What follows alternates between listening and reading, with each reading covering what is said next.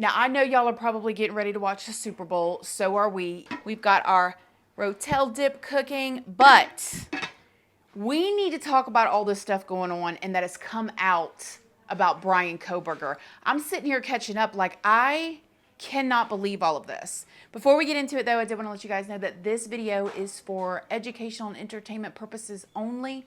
Please remember to be kind to everybody everywhere in your everyday life, in your home, in the grocery store, and especially in the comment section down below.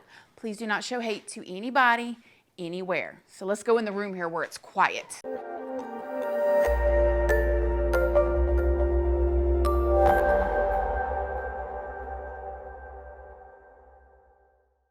Good evening, my lovelies, my beauties, my friends. My name is Christina and welcome to my channel. If you're new here, thank you so much for clicking on this video. I really hope that you will subscribe, stick around, take a chance in hearing some things that I have to say. And if you are a returning subscriber, y'all already know, y'all are my babies. So good morning, good morning, good morning. How is everybody doing today? I hope you all are having an amazing day. I'm sure it is Sunday afternoon / evening. Everybody is relaxing. Hopefully, I'm sure there's some of you guys that are working. We love y'all too.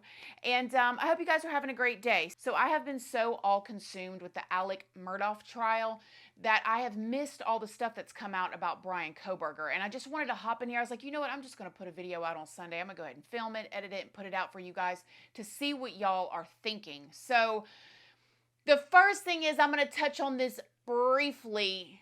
There is some girl that's done come out and says she's in love with him, I guess, allegedly. By the way, everything in this video is alleged. Go do your own research, form your own opinion.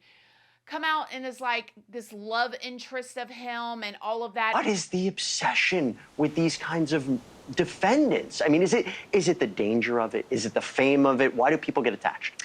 Well, they are famous, infamous, and I think there's a confusion there. And there's something about a dangerous man that can be appealing to some women.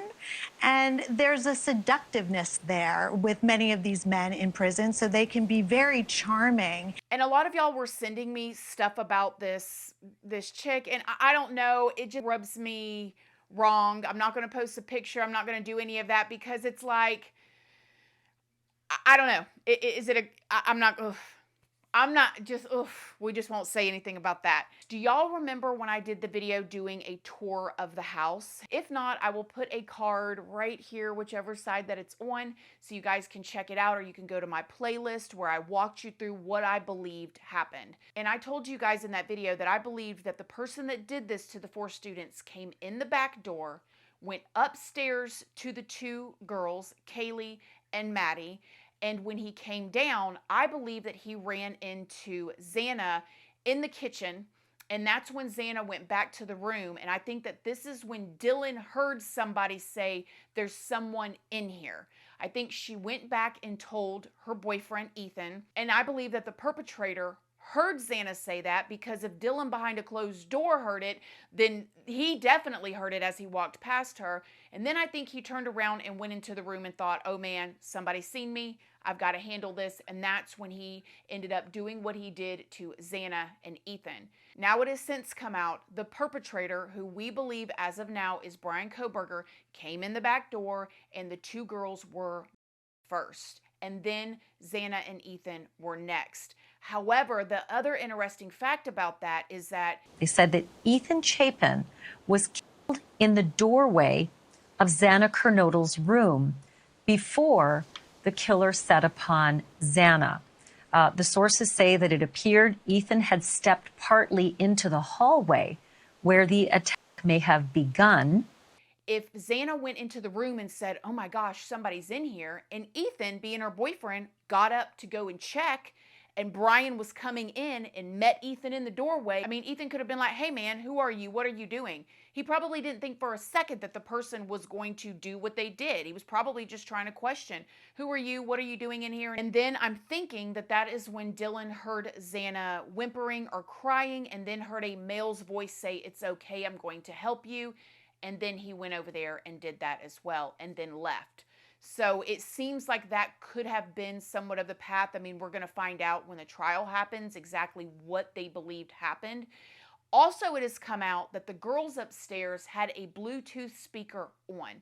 So now everybody's wondering, because your phones will constantly, if you have your Bluetooth connection on, it's constantly trying to pick up on stuff. You know, like when you get in your car and it automatically picks up on your phone, you know, so they're going to be checking that Bluetooth speaker to see if his phone connected to it. Now, I have Bluetooth speakers. They don't connect to my phone unless I go in to connect it. So that'd be interesting. Was it an Alexa? Did it pick up on his phone? But I also thought that his phone was off. That's what also we were told. So I don't understand how they think that it could have picked up.